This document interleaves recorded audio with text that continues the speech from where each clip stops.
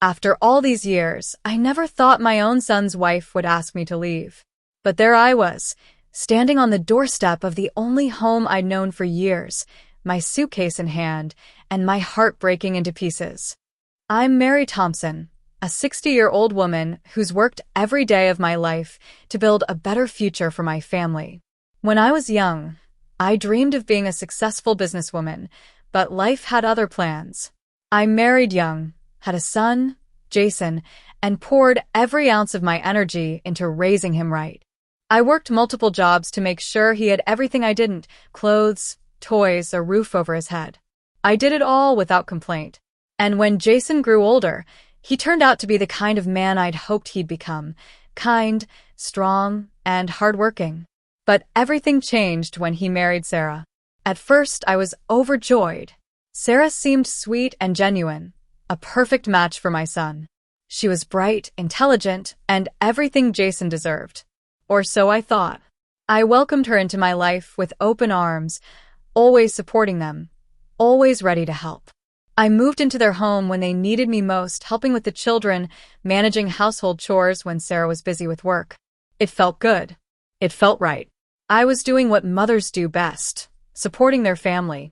But things started to change. Slowly at first, but over time, the signs became impossible to ignore. Sarah began to grow distant, and Jason, well, he became more distant too, though I never thought it was because of me. I just assumed they were busy with their own lives.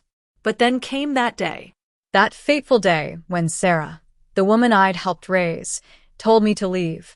It was a typical afternoon when it all fell apart. I had just finished cooking dinner for the family and was cleaning up when Sarah came into the kitchen. She had a look in her eyes that made my stomach turn. Without warning, she told me I needed to leave. Her words were cold, like she had been rehearsing them. "Mom," she said, "I think it's time for you to go." I couldn't believe what I was hearing. The woman I had cared for, the woman I had helped raise, was telling me to leave my son's home. "I've been here for years, helping with the kids, supporting Jason," I said, my voice trembling. "How could you do this to me?" She didn't flinch. "I just think it's time for you to move on, Mary. You've been here long enough. Jason and I need our space, and the kids are getting older now. We can handle things on our own." I tried to hold back my tears, but they came anyway, burning down my cheeks. My heart shattered, and all I could do was nod, unable to speak. I had spent my life making sacrifices, and in return, this is what I got. I wanted to say something, anything to make it stop.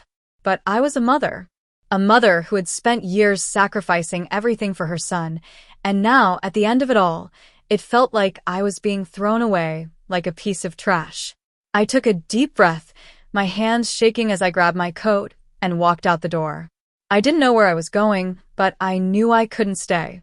As I walked down the path, leaving behind the house that was once a symbol of my family, I couldn't help but think about all the sacrifices I had made for them. I had raised Jason alone after his father left. I had worked tirelessly to make sure he had every opportunity to succeed. And now it felt like all of that was worth nothing. I didn't know what to feel. Anger? Sadness? Betrayal? It was all a blur. But as I walked down the street, I felt something I hadn't in a long time alone. I had given everything, and now I had nothing. The weight of the situation pressed down on me as I walked further away from the only home I'd known for years. It was a long walk, and every step felt heavier than the last. All I could think about was how this could have happened. How had it gone so wrong? How had Sarah, the woman I welcomed into my home, turned on me so easily? And why was Jason so silent? Why hadn't he stood up for me? This wasn't just about losing my place in their home. It was about losing my family. The family I had worked my whole life to build. And now it was all falling apart. I spent the next few days in a haze. I stayed with my sister, Carol, who lived a few hours away. It wasn't ideal, but it was better than nothing. The silence in Carol's house was deafening.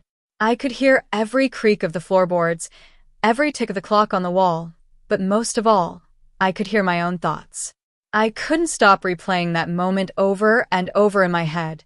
The look on Sarah's face, her words, the coldness of it all. It was like she'd been planning this for weeks, maybe even months.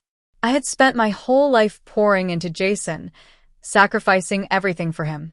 And now, I was the one who had been pushed aside. I tried to tell myself that it wasn't just about me, that maybe Sarah was feeling overwhelmed, or maybe Jason was too busy with work and couldn't see what was happening. But every time I tried to make excuses for them, the weight of the situation came crashing back.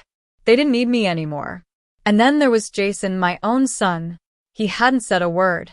Not a word when I was asked to leave. I tried to call him a few times after, but the calls went unanswered. I left a message, but it felt like I was speaking to a wall. Where had he gone? Why wasn't he standing up for me? Wasn't I still his mother, the one who raised him through all the hard times? I couldn't sleep. I couldn't eat. I spent days sitting in Carol's living room, staring at the television, but none of it made sense. I had helped raise Jason and loved him with everything I had. And now I was being punished for it. The woman who'd come into our lives had taken it all from me. And Jason, my son, my flesh and blood, he hadn't even fought for me. I began to question everything. Did I do something wrong? Had I overstepped my place in their home? I didn't think I had. All I did was try to help, to make their lives easier. So why was it that I was the one being pushed out? It was like my love, my support, my sacrifices didn't matter anymore. I would go through old photos, ones of Jason as a little boy, of us laughing and playing together. He had always been my world. But now, I wondered if he remembered any of those moments, or if he was too blinded by Sarah's influence. It hurt more than I cared to admit. A glimmer of hope, the call that never came. Days turned into a week. I kept checking my phone, hoping for a call from Jason. But it never came. I tried to distract myself by doing little things around Carol's house, baking, cleaning, anything to keep my mind busy. But the ache in my chest wouldn't go away. And then, I received a text from Sarah. The words were cold, blunt. I hope you're doing okay. We've talked things through and decided this is best for everyone. Jason, and I will manage. I stared at the screen for a long time, the words blurring in front of my eyes. So that was it. No apology, no explanation. Just a final note that confirmed everything I feared. I wasn't wanted anymore. My place in their lives had been erased without so much as a second thought. I couldn't let it end like this. I had to fight. I had to try. I took a deep breath and called Jason again. This time he answered. His voice was quiet, almost distant, like he wasn't really there. Mom, he said, almost as if surprised to hear from me. Jason, why didn't you stand up for me? I don't understand. I've given you everything. And now, I'm just gone. I couldn't keep the tears from my voice, but I didn't care. I was desperate for him to hear me, for him to understand the pain I was feeling. There was silence on the other end for a moment, and then he spoke, his voice flat. I don't know what you want me to say, Mom. Sarah, and I thought this was for the best. For the best. I echoed, my voice rising. How could you think it was for the best to kick your own mother out of your life? After everything I've done for you? Jason didn't reply. Instead, I heard him sigh, a sound that made my stomach drop. Look, I don't want to fight. You need to move on, Mom. It's time. I've got my family now. The words hit me like a punch to the gut. It's time. That was it. The end of my relationship with my son. I had done everything for him, and now I was the one being told to leave, to move on, to accept that I wasn't needed anymore.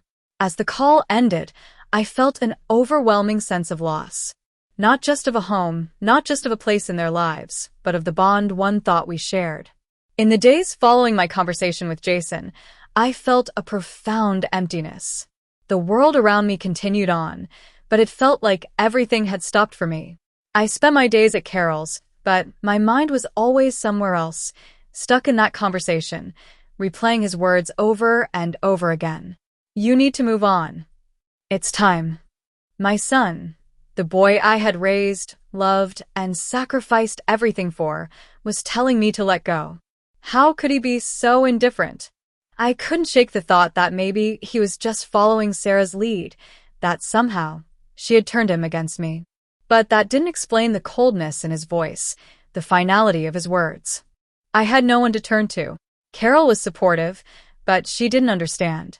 She didn't know what it was like to be a mother who had poured every ounce of her life into her child, only to watch them turn their back on you when you needed them the most. I tried talking to a few old friends, but I couldn't bring myself to open up completely. I was too ashamed. Ashamed that I had failed somehow, that I wasn't enough for my own son. One afternoon, I sat on the porch of Carol's house, watching the sun dip below the horizon. The cool evening air was a welcome relief from the suffocating heat of the past few days, but it didn't bring me peace. It didn't take away the gnawing pain in my chest. I thought about all the things I'd given up, my own dreams, my time, my freedom, all to make sure Jason had the best life possible. And yet, here I was, an afterthought in his life. How could I have been so blind? How had I let it go on this long without seeing the signs? Sarah's coldness, Jason's indifference, it had all been there, but I hadn't wanted to believe it. The thought of it made me angry. But then, the anger gave way to something else.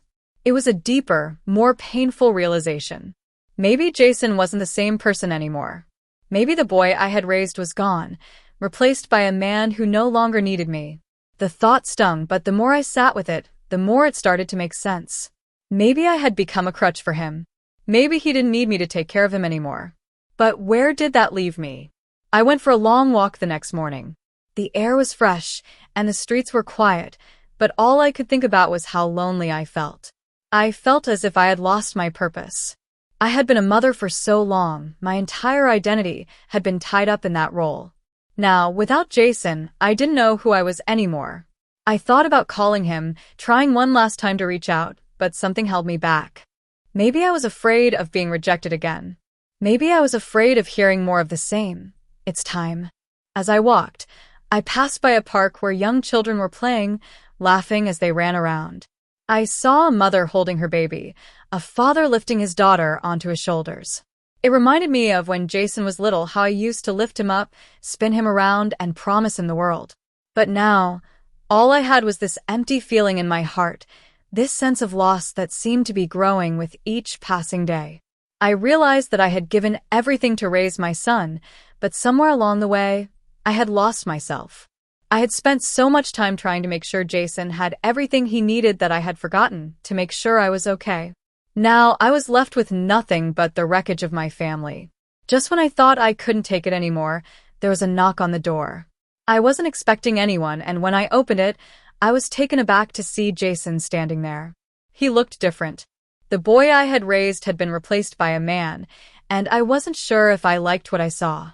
He looked tired, worn down, like he had been carrying the weight of the world on his shoulders. And maybe he had. But that didn't explain everything. "Mom, can we talk?" His voice was soft, almost apologetic, but it did little to ease the tension I felt. It had been over a week since we last spoke, and my emotions were still raw. I stepped aside, letting him in, unsure of what to expect. The silence between us was heavy. I didn't know whether I should yell, cry, or just let him talk. But I didn't say a word as he sat down on the couch, his hands fidgeting in his lap. For a moment, I just stared at him, waiting for him to speak. Finally, he broke the silence. "I've been thinking about everything, Mom. I know I haven't been there for you, and I know I hurt you. But you have to understand, it wasn't just Sarah. I'm in a tough spot, and I didn't know what to do.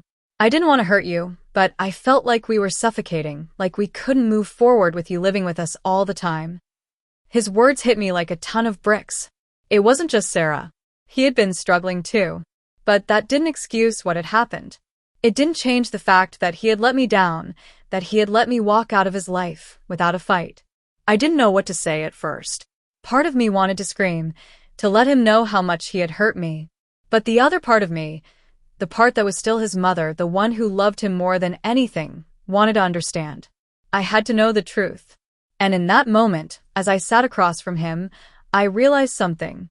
The truth wasn't just about Sarah or what she'd said, it was about us. About the mother and son we used to be. "Jason," I started, my voice barely above a whisper. "You've been my everything. I sacrificed my whole life for you. And now you're telling me it wasn't enough?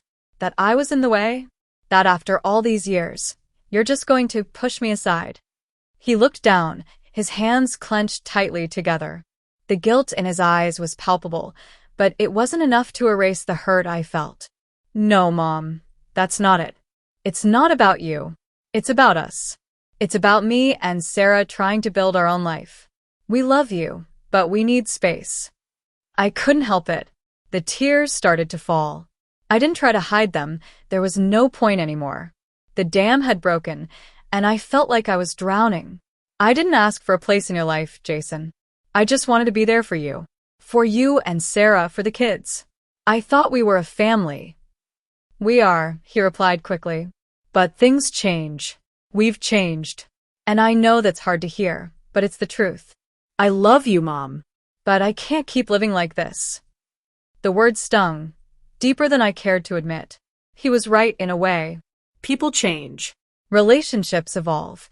But that didn't make the pain of losing him any less excruciating. I had raised him, taught him, loved him, and now it felt like he was slipping away, like I was losing the last part of my life that had ever made sense. How had it come to this? I took a deep breath, trying to steady myself. I couldn't keep living in the past. I couldn't keep holding on to a version of my son that no longer existed. And yet letting go felt impossible. I don't know if I can forgive you for this, Jason, I said softly. I don't know if I can forgive you for leaving me out in the cold, for not even trying to understand how this feels. My heart was breaking all over again as I said the words. But I want to try. I want to try to understand. If you can't see it, then maybe I need to look at it differently. Jason nodded, his eyes filled with regret.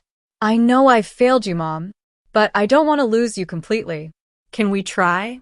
Can we figure this out? It was a question I didn't know how to answer. Part of me wanted to say no, to walk away, to never look back. But the other part, the mother in me, knew that wasn't what I wanted. I wanted to rebuild our relationship. I wanted to find a way to make things right. But how could I, when everything felt so broken? We sat there in silence for what felt like hours, neither of us knowing what to say next. Finally, I spoke. I can't promise that it'll be easy, Jason. I can't promise that everything will just go back to the way it was. But I'm willing to try, if you're willing to try too. Jason's face softened. I am, Mom. I really am. I've messed up and I know it. But I'm here now. I want to make things right. I didn't know if I believed him. I didn't know if I could ever fully trust him again. But in that moment, I made a decision. I wasn't going to give up on him, not yet. Not without giving him a chance to show me that he was willing to fight for our family, too. I'll give you a chance, Jason, I said, my voice trembling. But you have to understand something. You can't just come back into my life and expect everything to be okay. You have to prove to me that you're really here, that you're really willing to be the son I raised. Because if you're not, then this will be the last time we try. Jason nodded, his expression serious. I will, Mom. I promise. As he left that day, I stood in the doorway, watching him walk away. There was a sense of hope, but it was fragile. I didn't know what the future held, but for the first time in a long while, I felt like I had a chance to rebuild something broken. I didn't know if it would ever be the same, but I was willing to try. And so was he. The days after Jason's visit were filled with uncertainty. I didn't know how to approach him, how to bridge the gap that had grown between us. But one thing was clear. I couldn't keep living in this state of emotional limbo. I couldn't stay in this place of hurt and resentment forever. I had to let go of the past, at least in part, if I wanted any chance of rebuilding what we once had. We started small. Texts here and there, a phone call when I could bring myself to answer. At first, everything felt awkward. There were no long conversations, no deep discussions about what had happened. It was just the bare minimum. But I tried to remind myself that this was progress. Jason was trying, and I was trying too. We were both trying to figure out how to coexist in this new version of our relationship. It wasn't easy, but it was something. I spent a lot of time reflecting during this period. I thought about the years I'd spent sacrificing everything for my family. I realized that in doing so, I had forgotten about myself. I had forgotten that I needed to be whole too, that my happiness didn't have to depend solely on my son's approval.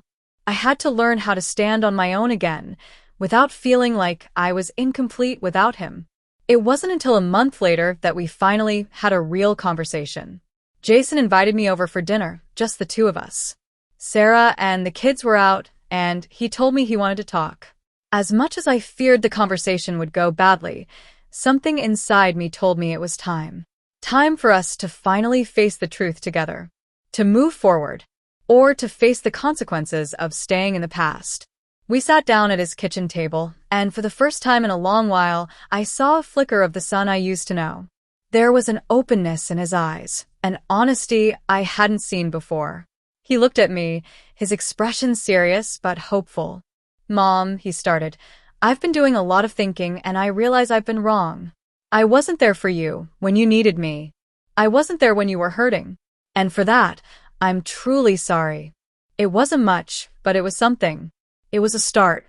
I could see that he meant it, and that meant more to me than I could express. "I've made my own mistakes too, Jason," I replied, my voice shaky but steady. "I've let my own fears and expectations drive me. I haven't given you the space you needed, and I'm sorry for that." There was a moment of silence between us, but it wasn't uncomfortable. It was the kind of silence that comes with understanding, with healing. Slowly, hesitantly, I reached across the table, and he met me halfway. We held hands, something we hadn't done in years, and for the first time, it felt like we were connecting again.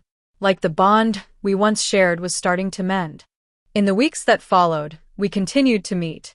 It was slow, but the connection we were rebuilding felt genuine. I could see Jason's efforts, his willingness to make things right. He started inviting me to family events, to spend time with the kids. It wasn't perfect, but it was real. And for the first time in a long time, I didn't feel like I was on the outside looking in. But there were moments of doubt. Moments when I questioned whether it was enough, whether it was worth it. I didn't want to be a burden. I didn't want to keep asking him for attention or validation. But what I came to realize, after months of reflection and small steps forward, was that it wasn't about needing his approval. It was about us both finding a way to exist together, to be family again, without the pressure of perfection. It wasn't long before I started seeing the change in our relationship. Jason began calling me more often just to check in. He'd come by with the kids, and we'd spend afternoons together talking about anything and everything. The distance between us, though never fully erased, began to fade.